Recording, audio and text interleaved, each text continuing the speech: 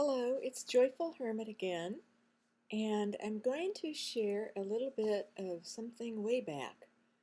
This would be back just after my divorce, and um, I had fallen in love. I thought I had fallen in love with a man, and of course, I was only the accident was 33. My husband left about a month after, started leaving, and left for good on St. Patrick's Day of 1985. I was not yet 34, and then the divorce was finished in 86, and I had fallen in love, I thought. Actually, as it ended up, it was somebody who was really rather taking advantage of me professionally. And the person, unbeknownst to me first, was engaged to someone else. And in my naive sense, I thought engaged.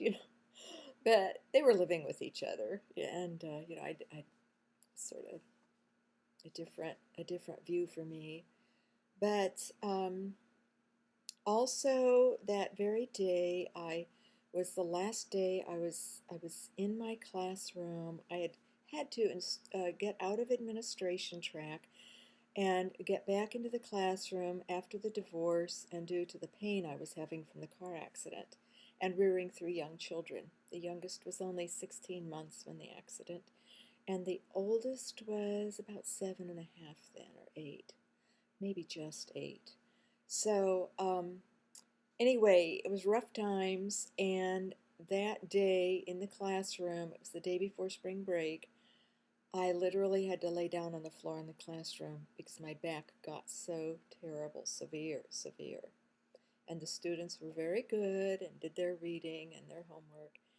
And after school, I went to the principal, sort of limping or whatever, and said that I was in serious back trouble. And he said, oh, he knew of a chiropractor, but he didn't know if he could find the card.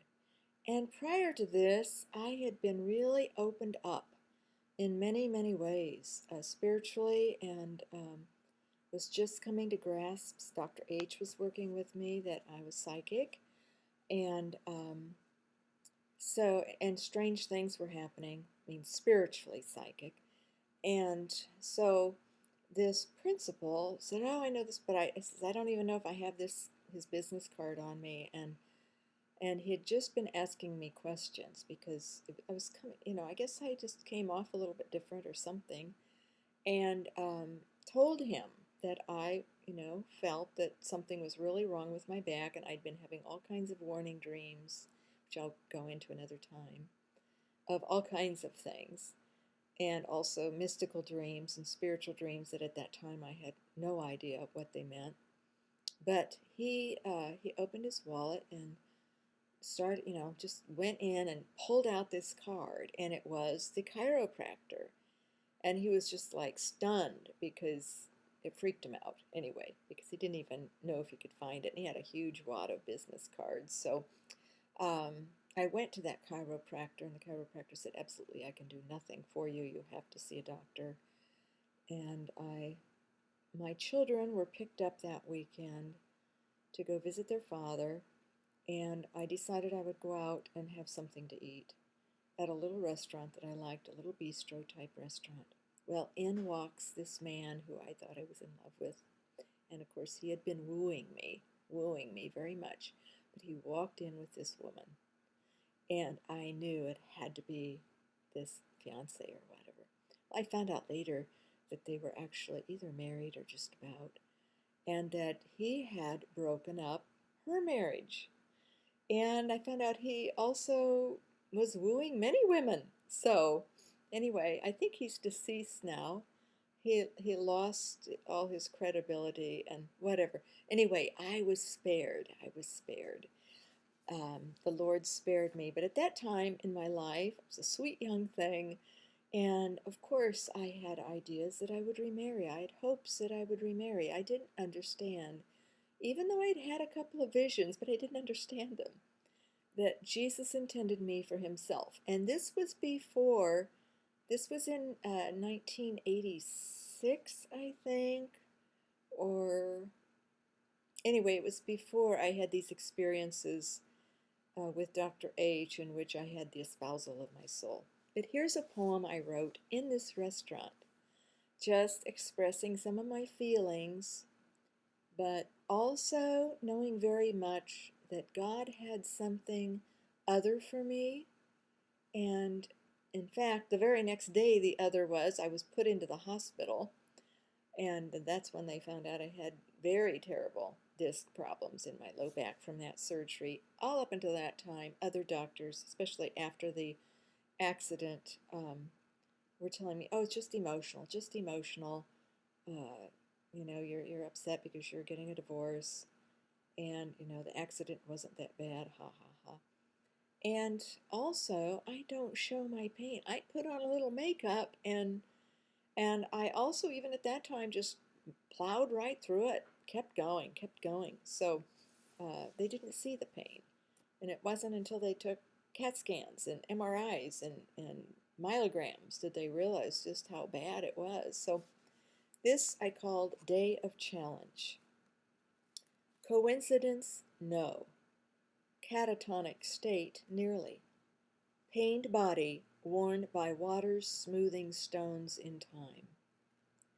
Light flickering in melted wax. Wax lingering in melted heart. Waning energy healing near. Blessed aloneness. Crazy day. Harshness smoothed, yes? No, I don't think so. Better reason for that harshness. Heavy dark, heavy bird, singing mascara-lidded dirge, needing breath, yawning deep.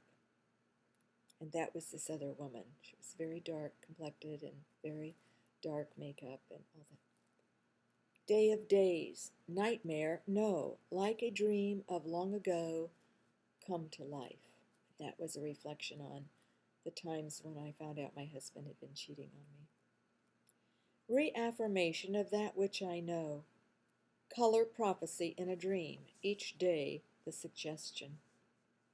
Of course, to take action, soften with love, use last bit of energy, will through the day, body there, spirit here. And I had had dreams warning me about this man, and that was another woman or other women involved with him too.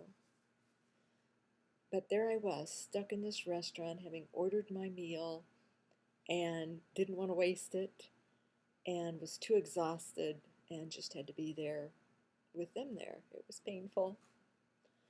Oh, where I could quit this spot, as in the dream, drive on past color to dullness. No, this is illusion. Only in reality, drive on. Get away from the situation. Seeing that calling card, he jumped in his very skin. Oh yes, beware, be joyful. That was this principal who was sort of coming on to me at times too, that just beware of these men. See what love can smooth, what recognition can engender. Recognition of likenesses. Once dislike is worn and water tossed, sending that which is the most trying. O love of divine nature, how we wax and wane betwixt vessel and vapor, moving in firing line of torment leading ending orgasm of eternity. Radiance glows, that is the essence. And of course, I never ended up with any of these. There was another man that I fell in love with later, who was also not available. He wasn't married, but anyway, and I knew that the Lord wanted me for himself, but it was so hard because the temporal always reaches in, and I was very young still, and loved. I loved people, and although I would have dreams warning me, it was still very hard for me to trust the dreams and trust my psychic abilities. And that's another thing that Dr. Herrick worked more and more with me on, to have confidence in these things. But even maybe up to 6 or 7 years ago, some of the things that I'm shown are so painful to have to see in other souls and other people. Even in some priests, I've had to see things that were so painful, and I don't want to have to admit to it at first, or even take action if there's danger and something needs to be handled. And so it's taken quite a bit of time for me to come to that level of trusting, of discerning the spirits, and of taking the necessary action. But it's been, I would say, since I was 45 years old that I totally was done with thinking that I wanted a mortal man to be married to, or uh, not at all. I mean, it was then that I knew uh, I was in love with the one I was always in love with. And that was maybe something that my former husband said once is, I want you to worship me. And and I said, well, no, I don't worship any human being. I worship God. I love you very much, but no, I'm not going to worship you. And another time he said he would destroy me. He would take everything that I had. He would take the children. He would reduce me to nothing. He would take all the possessions, all the furnishings, and absolutely destroy me. And I just looked at him and said very calmly, you may do all that, but you will never get my soul. And he never did. He never will. And he didn't get everything, and he didn't destroy me. The Lord takes away what he needs to take away to form us and develop us. I was thinking a little bit ago, too, while I was making a soup that'll last a week, that this is the real hermit life. When the Lord strips you, when he keeps relationships from you because he knows what he wills in your vocation. And at one point in time, there was a woman or a couple of women hermits who, or one's a hermit, the other one I think is a friend of hers, who were sort of going after me, saying things online or making insinuations that I didn't have friends or that I was emotionally unstable and that's why people would drop away from me. But that wasn't the case at all. I have many friends. My Protestant friends are the ones that stay with me the longest because they've known me all my life and they trust me, and they're not so freaked out by mystical things in a certain way. They're unfamiliar, but it's not like with many Catholics who know enough and maybe know too much, but not educated enough with it. So it becomes sort of a problem for them. And but anyway, um, the Lord makes our vocations unfold once we've agreed, and it all happens very naturally.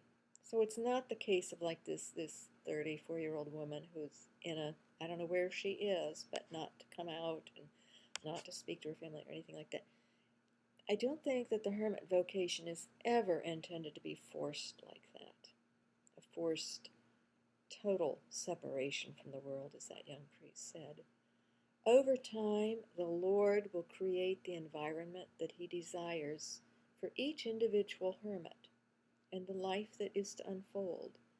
And he's done that with me over time, but he never forced it.